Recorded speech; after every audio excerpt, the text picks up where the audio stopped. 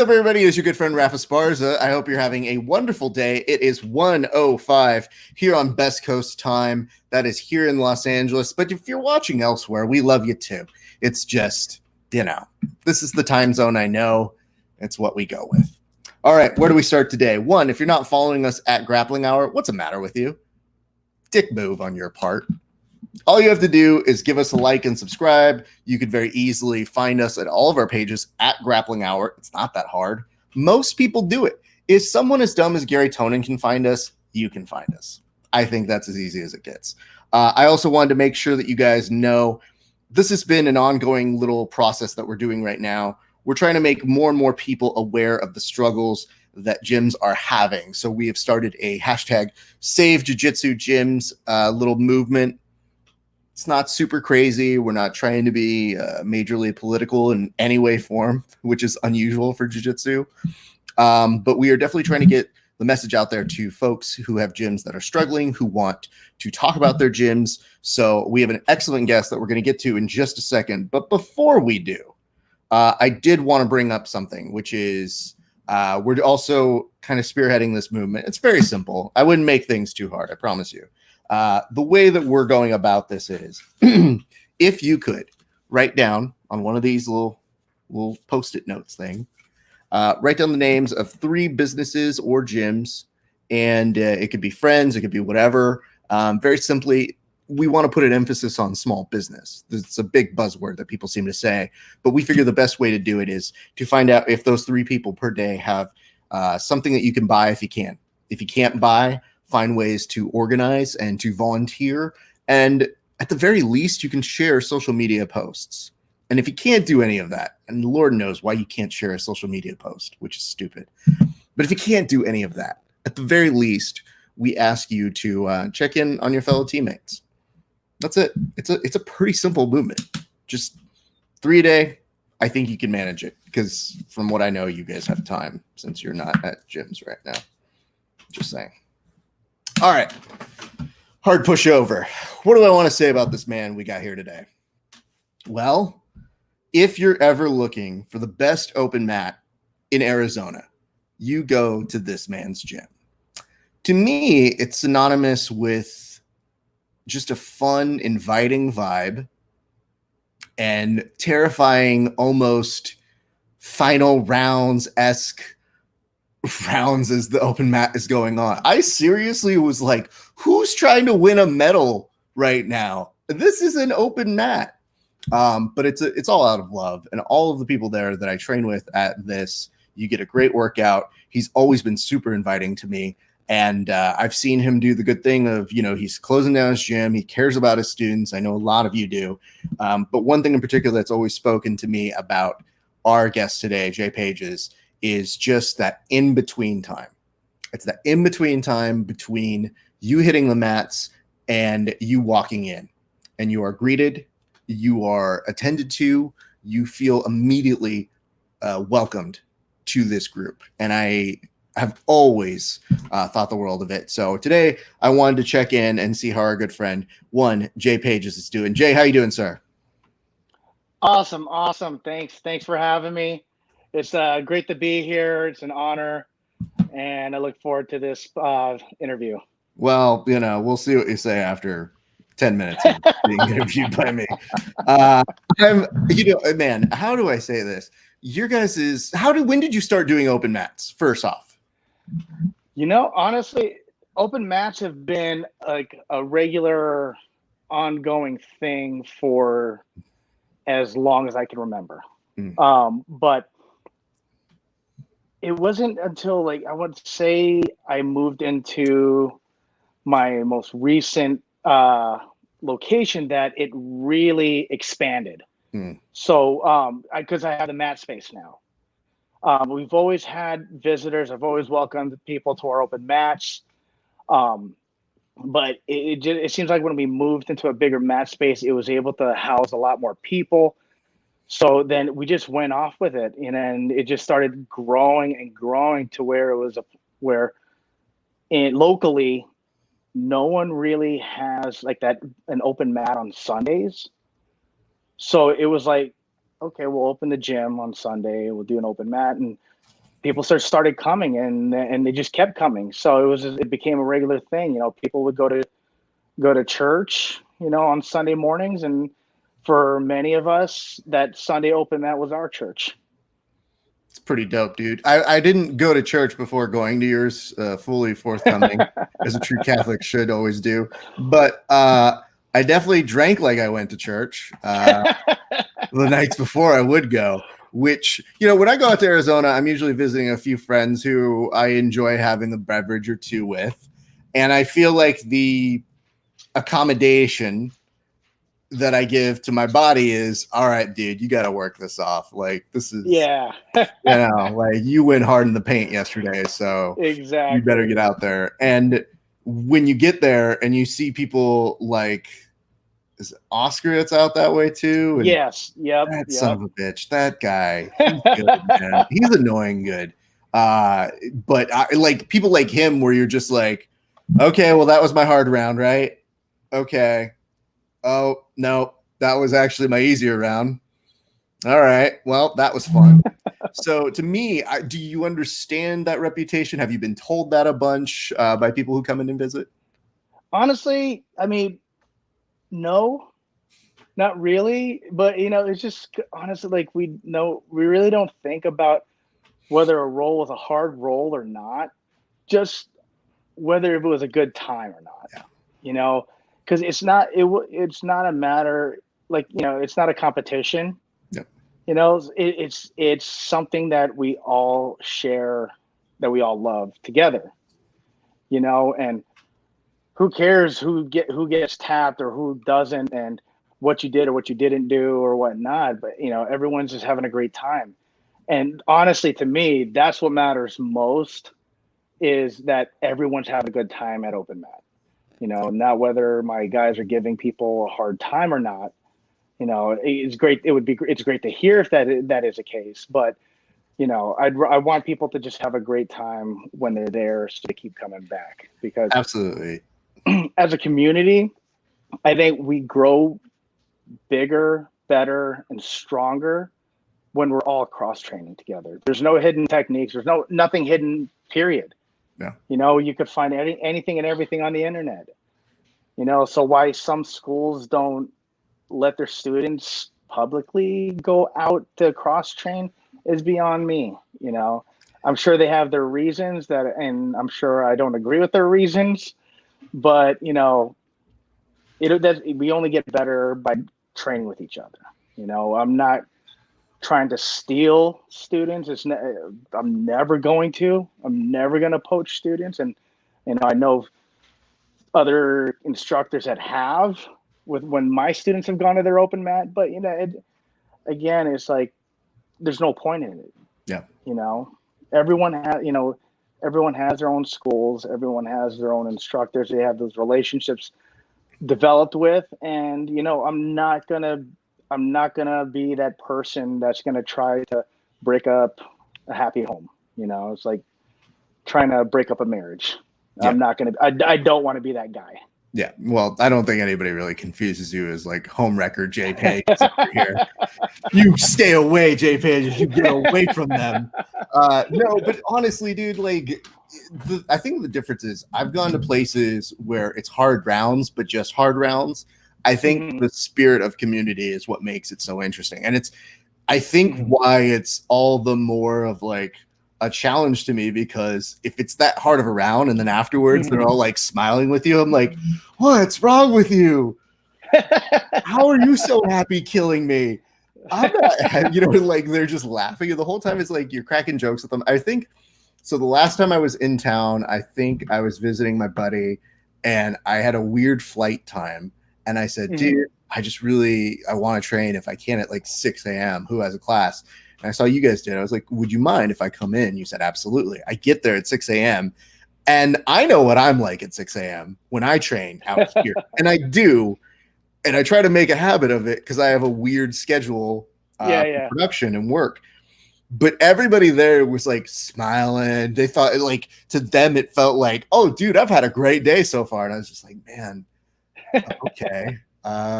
This is fun, but I'm not as happy as these people are.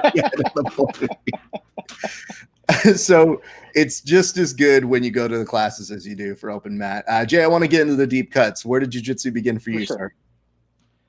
Honestly, it started just like most did, in my generation, which is a very, very, very old generation. Like where 1993 came around, the UFC, like a lot of people got started because they saw tape of the UFC, which came out a lot later. But I actually got I got the UFC on pay-per-view and watched it.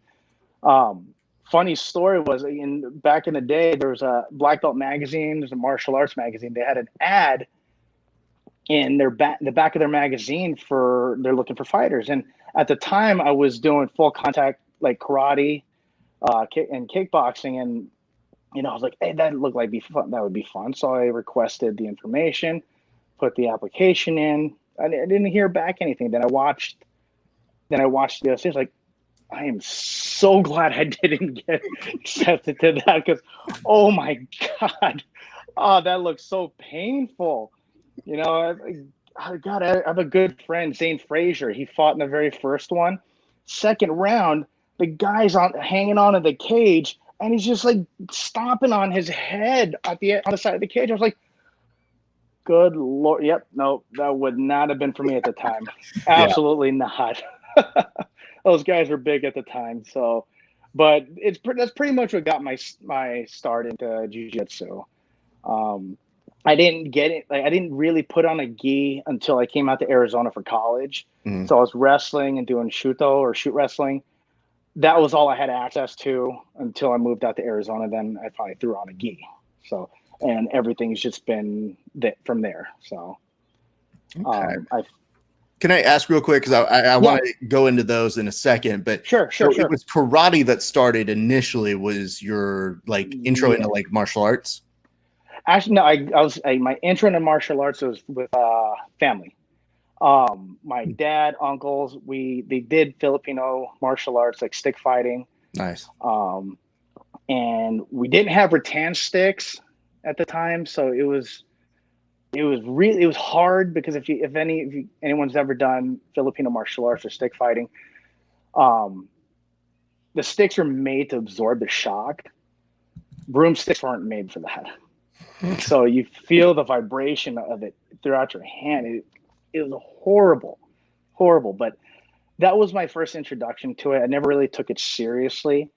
Then I moved from Brooklyn to California, and I got picked on. I got beat up. I actually got jumped or beat up for a quarter at an arcade. Hold on. Children, just to remind you, there was a time when we used to actually pay to go play some video games. It's a weird concept right now. It was a social gathering as well. So when my man here says that he got beat up for a quarter, that's the equivalent of maybe $10 in your time now, kids. Anyway, that was the thing that we did to go play PUBG when we were children. But go on. Exactly. But yeah, no, it's like, but yeah, I think that was like a turning point where not just myself, but my mom was like, he needs to do something for himself more seriously. So that I got into martial arts and karate and kung fu, and it just I kept doing it just because I was horrible at sports. I've tried other sports. I've tried baseball, football, soccer, basketball. I couldn't dribble a ball or make a basket. I was too small at the time for football. I couldn't catch a football.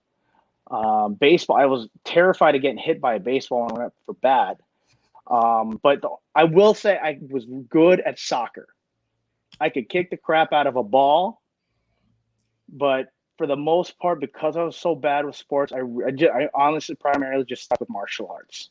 So it's just been my thing. It's been my dad's thing, and I've had uncles that boxed too in the Philippines. My grandfather boxed, and despite his better efforts of trying to get me to box, I loved kicking and punching too. So despite his efforts, I stuck with martial arts. Hey, listen, you're preaching to the choir. I've got a Mexican family. All of them are boxing. You're gonna box. And I was like, no, I'm not good at this. And like, watch boxing, and I could appreciate it for what it was. Oh, It of course, yeah.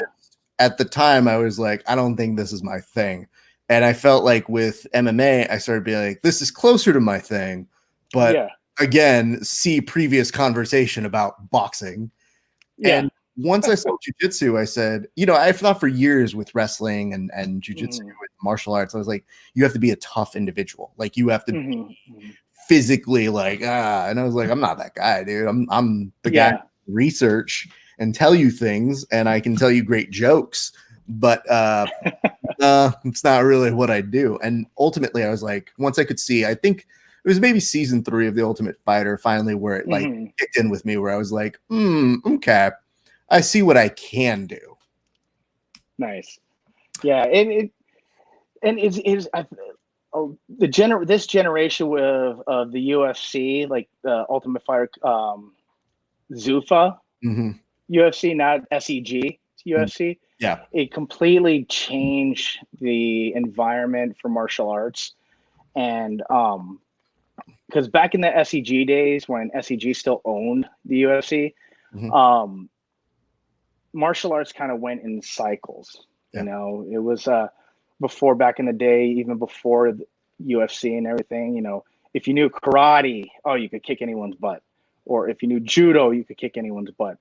Then UFC came around, you know, that even went through cycles. If you knew jujitsu, you could kick anyone's butt. Then it came to a point where you had like guys like Maurice Smith leg kicking the crap out of people. Oh, if you knew Muay Thai, you know, good enough, you know, you kick anyone's butt. Or with Mark Coleman, if you were a good wrestler, you could kick anyone's butt.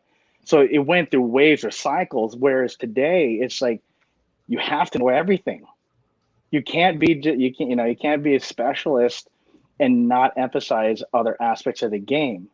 You know, so I think like this generation's a lot more blessed than we are, because me coming up, it came up in chunks, and like one area was strong, another area was lacking. Then I emphasized that one area, and the others lacked. So it was So now it's just like the game's completely changed, and I think people getting into jiu-jitsu, especially now, or MMA now, is in a much better place than when I was coming up. You know, training is smart. Training is smarter. You know, back in the day when I was fighting, it was like a good training session was how much did we beat up each other? You know, did a few rounds of pad work, rolled a little bit, then we just beat the crap out of each other. You know, and that was a good training session. So now people are realizing, you know, that's not the smart way to go, and they're a lot smarter about training. Yeah, if Donald Cerrone says he doesn't spar hard anymore, the rest of us start to go, maybe that's a good idea. You know what? That guy says he's chilling. I think I'll chill too. I also like the fact that you brought up the fact that, you know, you're saying that the training would come in chunks, and all I could think about was back in that day, it felt like the way that you would learn is in the fight. So you'd be like, oh, the new chunk is I better get good at wrestling today. Yeah. And then that would be the way that you do it. Whereas now in class, somebody goes, hey, you need to work on your wrestling. And you find out in class. Exactly. We have some notes here, just a couple wishes. First is from Steven Mendoza, who writes, amazing instructor, even better human being. We also have awesome. James Bannister. It says Jay is the man. So you have some fans over here. I'm sure they want to know the answer to this, though. The answer that I need to know, I asked this of everybody, which is, when did you know that you fell in love with jiu-jitsu?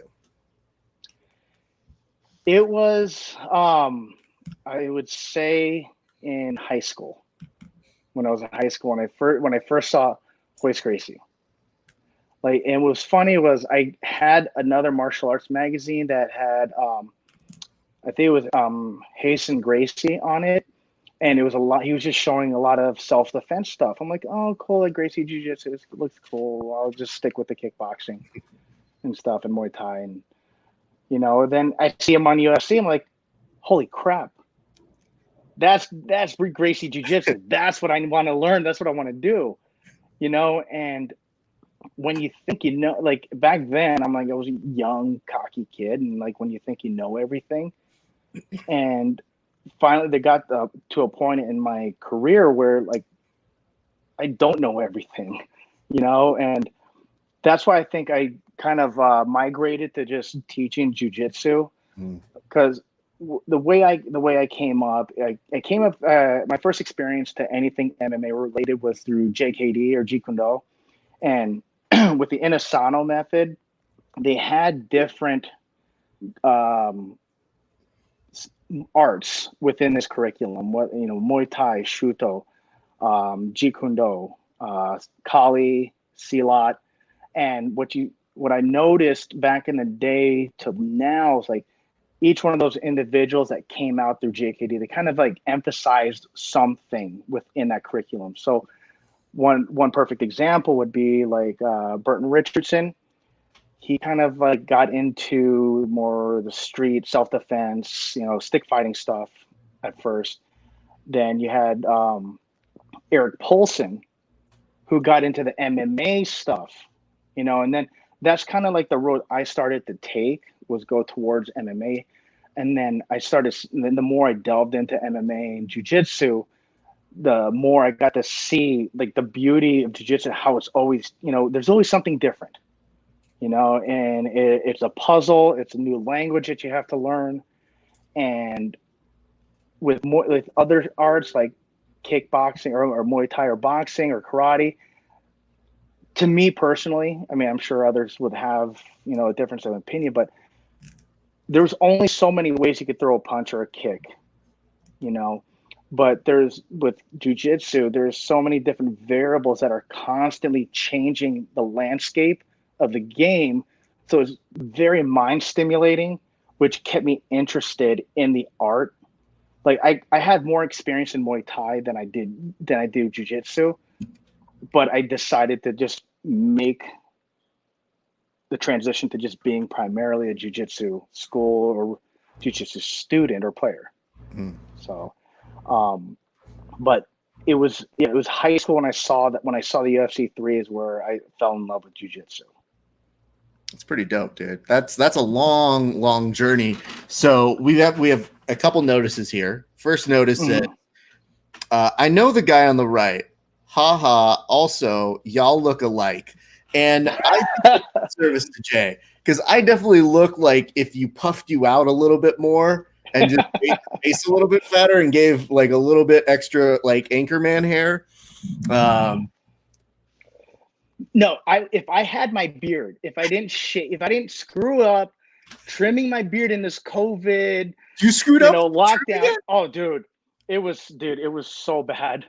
Like, it was like, I thought, like, I'm trying to look here, trying to even it out. And then all of a sudden I cut too much here. Then I'm trying to even it out over here. Then all of a sudden it was like down on my chin. I'm like, you look just fine though. My issue is right now, my wife has been trying to push this idea on me where she's just like, hey, you should let me cut your hair. And I'm like, no, and she's telling me, she's like, you should let me cut your hair. And I was like, listen, if I had a normal shaped head, I would 100% let you do it. I got a little bit of an obtuse head. It's a little large. I think that's the advanced class. You're an introduction class. And, I don't want to give you an advanced level if you're not there yet. But that's where we are. This one comes from, she's telling me, she messaged me from the other room to say she would do so good. Like, she's not even involved or watching. Oh my God, that's awesome. Heard me talk about this. What the hell? I can do it. I can do it. No. All right, back to you. We have a question here that says, from Christopher Ray Escrival, which says, hello, Professor J. Pages. You've had such an inspirational journey to get where you are today. What made you decide you wanted your own facility to train others? What do you hope to have as your legacy to those you've trained, competed against, or cross paths with? Thank you. Honestly, opening up my own school, it happened on accident. I was a mortgage broker, before I started, and then I was I'm good friends, or was good friends with the drummer of Lit. Okay. You know you Yeah, remember of that course. '90s band Lit? Yeah, there's like Guitar Hero and everything, the music. But yeah, so he ended up partnering with a friend of his, and they brought out an LA Boxing, if anyone remembers those. Um, and he opened one up in Arizona. They needed an instructor, and it was right across the street from where I live. Sure, why not?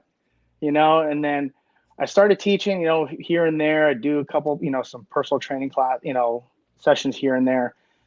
Then 2008 hit, and the whole housing market completely dropped. My checks were dropping. Everything was just dropping. And I was starting to make the same amount teaching classes and doing personal training that I was when I was working a full-time job, doing loans. So I was like, I figured, if I could make that almost the same amount part time, what if I did full time? So I kind of just dropped everything. I quit and went full time into teaching and doing personal training, and never looked back. And and he ended up, after a couple of years, he ended up contracting terminal brain cancer. He's terminal brain cancer.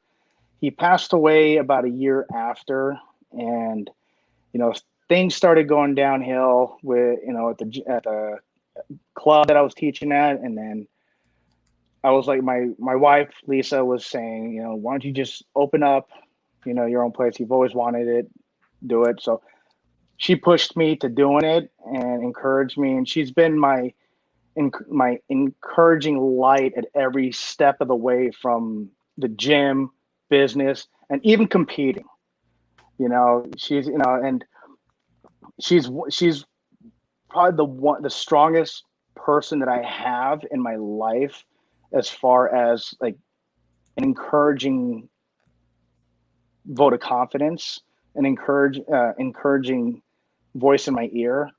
Because there's times where I don't want to fight, and she just tells me, just go out there, and just do it. You already signed up for it, just do it. And to me, honestly, I think she's a better competitor than I am. She has a better fight than I do, and she has a stronger mindset than I do. And I'm blessed to have her in my life, and because I honestly don't think I would be where I'm at with the academy if it wasn't for her. And as far as like my legacy and what I want to leave and stuff like that, honestly, I just want to leave. I want to leave the legacy. I want to leave is the amount of friends I have, and the amount of lives I've touched. Because like to me, money comes and goes. And it's never about money. It's about the people, the friendships I make, that mean more to me than anything else. And which is why I never charge. Like when we have visitors, I never charge the mat fee. Because that'll come and go. But I could, the next person that comes in to visit, that could be my next best friend. And I've made many, many close friends that visit and come on a regular basis to train. And I may not have had that friendship with them if it was about money. Yeah. So that's the legacy. I want to touch lives. And I'm sure that's like a common thing with a lot of people. But for me personally, I want to have the strongest relationships with every person I touch. That's great, dude. Well, let's get into the business then. So Sure. You kind of took us through, how it came together so quickly. Yeah. When did that go back to? I'm sorry, what was that? When did you open the gym, like approximately? It was 2010. Okay. Towards the end of 2010 is when. But you've been involved with martial arts for even longer than that, which is something that I'm sure you probably, and I don't want to just lead here, but sure. I don't think anybody's seen anything like this impact a martial. My student base is so supportive. I mean, I'm not going to say we're without loss, but our student base has been super, super supportive, like keeping their memberships going. But so with that said, the biggest impact was just not being able to see people. You know, I'm very extroverted, and I like seeing people and being around people. That's my getaways, is seeing smiles, getting to talk to people, you know, interacting with people.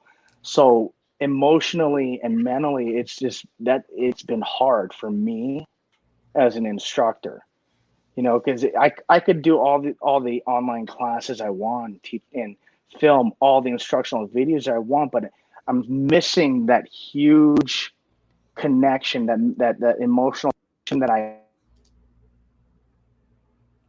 with other instructors, or when I'm with the students, and interacting, you know, verbally and physically, you know. And you know, jiu-jitsu has been such a huge part of my life that that's all I've known for the past 25 plus years, you know. And it's draining to have that. It's emotionally trying to have that just stripped away from you like that. There was no easing into it.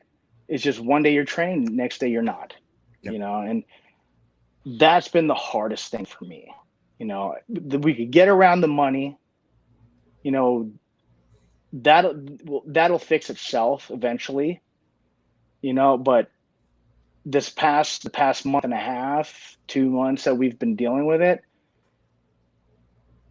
that might be harder to get over for a lot of people, because not just myself. I mean, a lot of people get into jiu-jitsu as a form of therapy, you know, physically or mentally, you know. And, you know, one thing that a lot of people aren't talking about are the emotional and repercussions and physical repercussions of not being able to train, to let loose a lot of the frustrations that people come to jiu-jitsu for, you know. So but I would say, like, emotionally, you know, mentally, that's the biggest impact that I think I've seen with myself and a lot of my students. How have you mitigated that? There's a component of mental health here that I think a lot of people. Raph, I can't hear you. Oh, let me see here.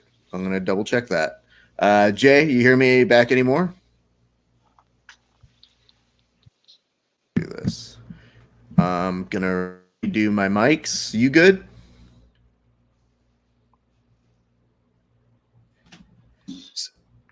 Do you want to stop, restart on your side?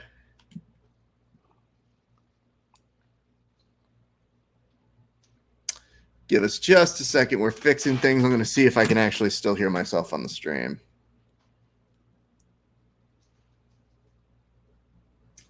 Give us just a second. Yeah, I hear me still on this. I vaguely hear you. Oh, are you going off your headphones?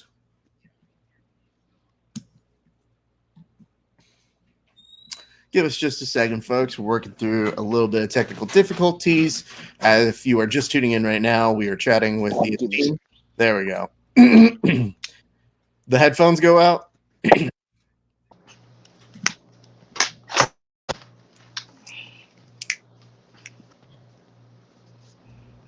So if you're just joining us right now, we are talking to the team, Jay Pages. I see you guys got a couple comments in here, giving him a second to go ahead and put on his headphones. I think that his earbuds might have charged out for a split second. We're in the process of talking a little bit about the hardships for the gym, and Jay was very nicely and eloquently making it a case for the emotional and mental strain that it's taking on himself.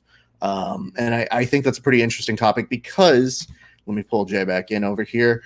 Jay, you hear me good anymore? Yep, we're good. All All right. I like the idea that I was like asking a question and you're just like, nah, dude, it's not happening. Words aren't happening. I'm so sorry. It's not your fault. Right? Like, dude, you're not Apple, so it's not your fault. You know? But I wanted to make sure we stay on this because there's a really important element here of mental health. And a lot of people who maybe are outside of our sport don't understand that. Mm-hmm. So one of the things that I think is great is you bringing attention to it. I'm curious, how have you been able to mitigate that? What efforts have you seen or things that you've done that have helped you keep your own sanity and helped you that you think would be important for people to know in that time? So for me, I'm blessed to have my wife, who's also a black belt, here at home that I can train with and drill with. Other things are going into film, our Zoom classes. I could interact with, the students that way. And I get to see the kids too, and that's the one thing I got to say that really brightens my days, getting to see the kids, because it's probably one of my favorite classes to be in, is to see the kids, because they're always happy. Yep. They always want to be there. They're always joking around and whatnot. And, and stuff like that kind of helps mitigate it, not entirely. Sure. Something I have gotten into that has kind of done a 360 with my, I guess, physical work that I've done, as far as like, I was a huge CrossFitter for the longest time. I loved CrossFit. As much crap as the jiu-jitsu community gave it, I still loved it,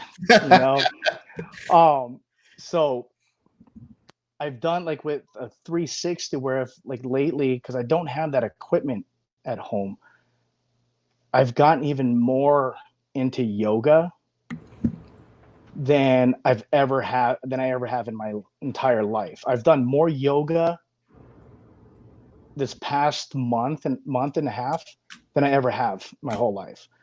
And mentally, it's still keeping me physically going, but mentally, the meditative parts of it's just like jiu-jitsu is like physical meditation for a lot of people. Mm-hmm. The thought process going into it, the breathing, controlling your breathing, there's a lot of transfer, physical and mental transfer from jiu-jitsu to yoga and vice versa. Granted, there's more like meditating in a way in yoga, like restorative yoga practices. And I've heard and I listened to a lot of audiobooks of highly successful individuals, whether in business and life and whatnot. And the one common theme I've heard across all books I've come across was that how much they put into meditating and how important meditating is to their mental health, for their work and their families and their lives. Yep. So that's the other thing that I've used to help mitigate that. And it's done wonders, just physically and emotionally. Injuries, and it's a combination, obviously not rolling and all the stretching and yoga that I've been doing, that a lot of those aches and pains that I used to have waking up every morning, I don't have them anymore. And I miss it, because those aches and pains tells me I had a kind of a good class or good night before, or I'm still alive and my body's still doing jiu-jitsu, So does it completely replace jiu-jitsu? No, not at all. But it does help. It does help kind of like mitigate that gap, that mental and physical thing that I'm yearning for.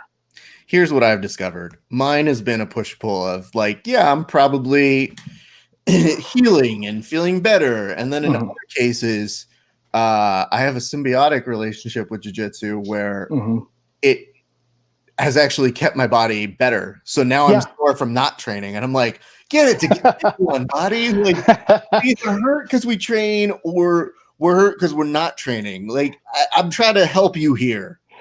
Yeah, it's like, get your crap right. Jeez, buddy. Have you done any of like the loan stuff? Are you looking at the business side to go that route? And what has that process been like for you? It just like most, like I would say, go as far as to say 90% of the jiu-jitsu community, it is tough. It's hard. The process is difficult, and we haven't seen anything yet. And it's not just our industry; it's industries across the board. I've heard a very, very, very small fraction of small business owners that have gotten any help. Yep. And what's unfortunate is that there's nothing we can do. Yep. We're at the mercy of the banks and the government, and our hands are tied. And so what we ended up doing was, because I honestly don't know what I'm doing when it comes to filling out the paperwork and the paperwork they require. So we just had our CPA take care of it for us, but it's been that much of a pain to where I personally can't do it myself, because I don't know what I'm looking at. I don't know exactly what they want. It's so like a lot of the questions in the applications are very vague. They're not exactly like straightforward with what they want, and every application requires something different. So there's so much gray area in these PPP loans or the idle loans or whatnot, that I did like a conference call just to get a better the other day, just to get a better understanding of it. I got a better understanding of it, but I'm still lost, so, and the unfortunate circumstance of it all is the government and the banks don't really know either. Yeah. I was listening to a podcast with Keenan and Josh, and their banks that they applied forever ago, every rep that they talked to, they don't know what's going on. They don't know what's going to happen next or what to do next. So we're all honestly, we're all in limbo, and it's crappy. But the reason why a lot of these bigger corporations are able to get it is because they have a staff of lawyers or accountants that are doing it for them, and they're handling it for them, and they're finding those loopholes to get those monies that the small businesses like mine desperately need. Yeah, one thing I was talking to, God, it was 2 days ago. Feels like 3 years ago. I was talking the other day with our good friend Derek Garza, and he had mentioned, he's like, hey man, he goes, what people may not understand is the time I take away as an instructor to do these forms, the time I don't get to do Zooms. So he's like, I'm in a weird predicament because I don't have other instructors or other people to do that sort of a thing. So I think it's like we're finding out all of these issues that sometimes you don't foresee. You can't foresee. No. Because you just assume, well, you can operate.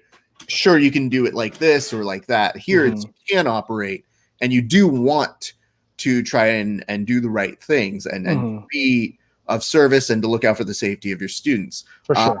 One thing I want to ask people, because I don't know that people are getting asked this, which is, what are the things that are ways of showing support? Like, what is it you, as a business owner, as an instructor, like, what are the elements and areas of support that people may not understand that you guys need at this time? So I know a lot of people, they have multiple means or streams of income. Whether some people are working another job, an essential job, or they have another online resource, a store, clothing line or whatnot, or guys like Keenan, Marcelo, ALJ, they have their online training sites, and it's they have that kind that sort. I'm not gonna say they can rely on it, but a backup per se. But I think the biggest support that just not just myself, but even other schools the biggest support is just for the students not to cancel their memberships. I know there's schools out there that have voluntarily, like owners that have voluntarily paused, memberships, but they probably I would say 9 times out of 10 have a means still to support themselves that the school isn't their only source of income, where in my case the school is my only source of income, and my whole livelihood is relying on that academy running, and in order for that academy to run, those memberships still need to come in, and I don't, I feel horrible that they're not being able to take full part of the membership that they originally signed up for. So things we're doing to offset that, like the Zoom classes and and online instructional videos that I put out for free. And I've put out over 100 videos, instructional videos in the past month, and I've been working my tail off to still give the students something for their memberships, and I'm not just sitting here and twiddling my thumbs trying and collecting the memberships and hope this all blows over.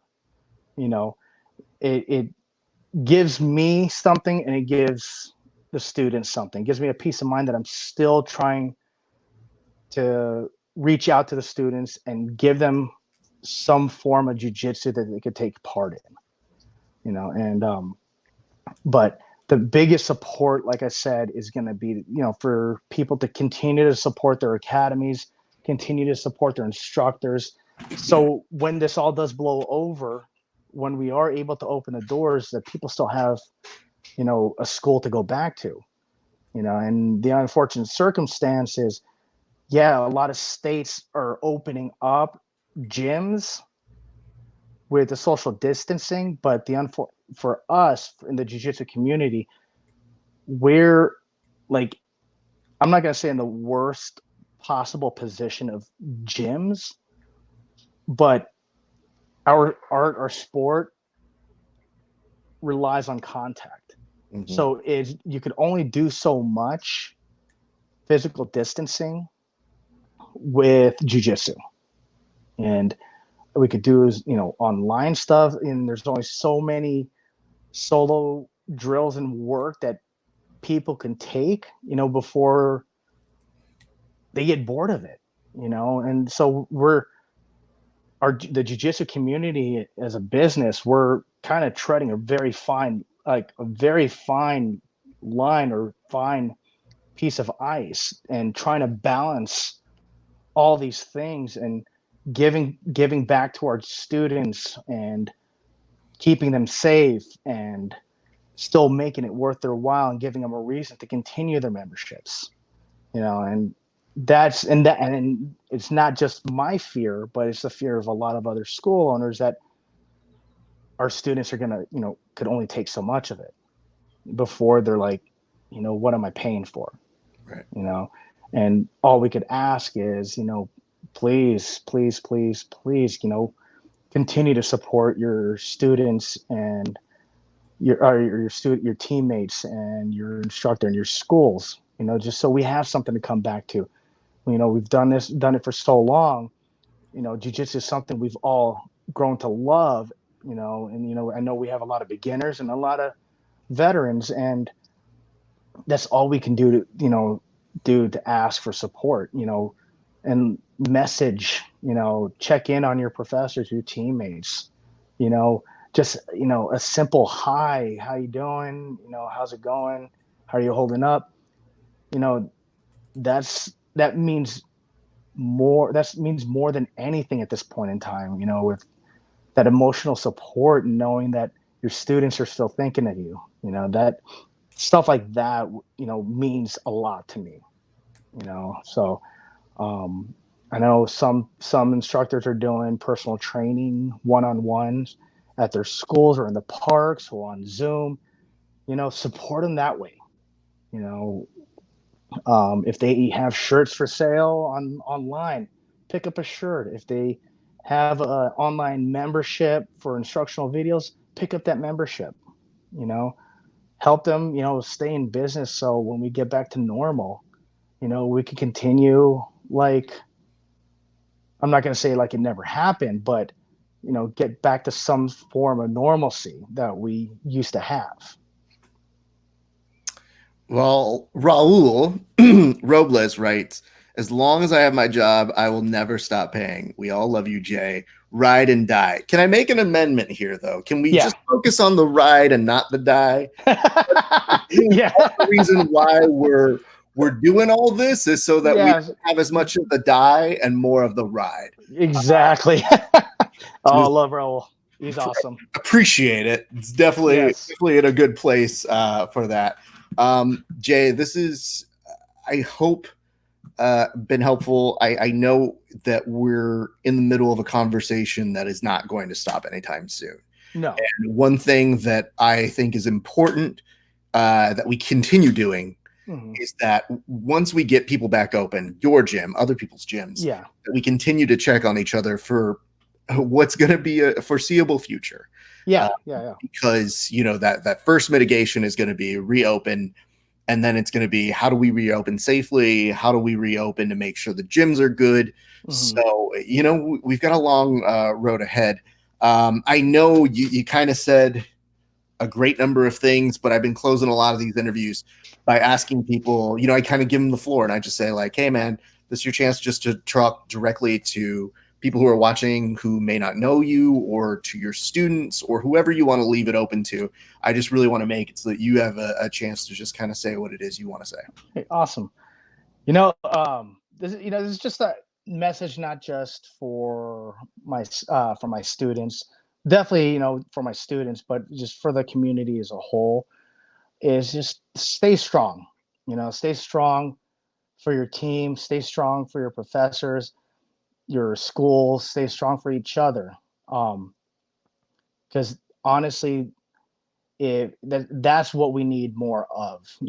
Less bickering online and debating of who's wrong, who's right, what information's wrong, what's more correct. You know, more positive. We need more positive things in our lives. Um, we get enough negative crap from the media on the news. Um, we don't need it in social media. We don't need it from friends. We need more positive things like checking in on each other, you know, give, a joke here and there, give someone a reason to laugh. Um, Instructors, man, stay strong for your students too, and you're their leaders, that once they see you break and you're posting it online and whatnot, it doesn't instill a lot of confidence in, you know, their leadership, because everything works from the top down. Okay. You stay strong and you stay positive up here.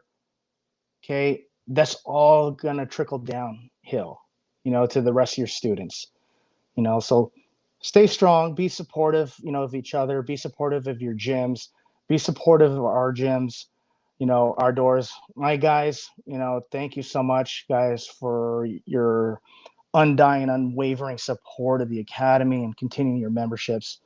You all know how much you mean to me. I love you all, and I promise, we'll get through this together, and we'll be stronger for it, both mentally and physically.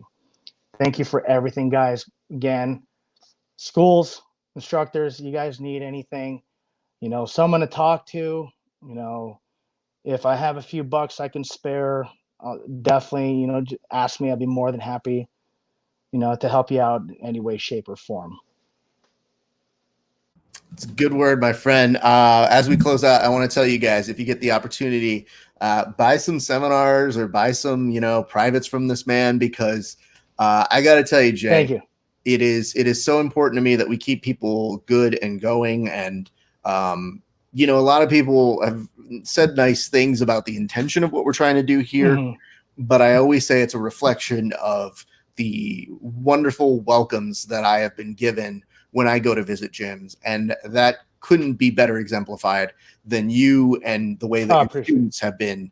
And I really hope that people take this opportunity to hear what you're saying about, keeping a good positive vibe, because I got to tell you, man, I see nothing but great positivity coming from you Thank you. And I think it's a true reflection of, even at its most uncertain time, when you get somebody who's putting out good efforts and saying, like, we're going to try this, we're going to do this, and keeping that fire going. So I very much appreciate that, sir. No, thank you. I appreciate you. I appreciate you having me on here, and it was a great time and great to share my history and my points of view and stuff, and get to talk to you and talk jiu-jitsu. Yeah, we're going to be doing that for a bit. So, the good news for me is I find that it's been it's so good to share those conversations, and that's what I do better than jiu-jitsu, is I ignite those things and I give people a forum for it.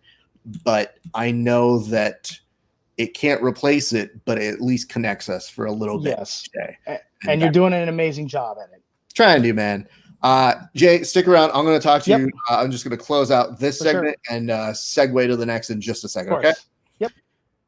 All right, guys. Thank you so much for watching. We are going to keep the train running in just a second. We're going to take a momentary break. So if you're watching right now, we're actually going to come back in like 5 minutes. We've got Stephen Aiken that's coming up. He's telling us about his journey of trying to open a gym out in Perry. I think it's Georgia. Could be wrong. But yeah, he was about to open up a gym. And I think that it's important that we try to share as many of these stories as possible. I hope that you guys will come in and join it. If you like this conversation, keep an eye on the Grappling Hour page right now on any of our social media. That's on our YouTube. That is on our Periscope. That is on our Facebook. We are going to be right back in just like I said, about 5 minutes. But I just kind of want to say some nice words to Jay off air that you guys can't hear, because, I do that.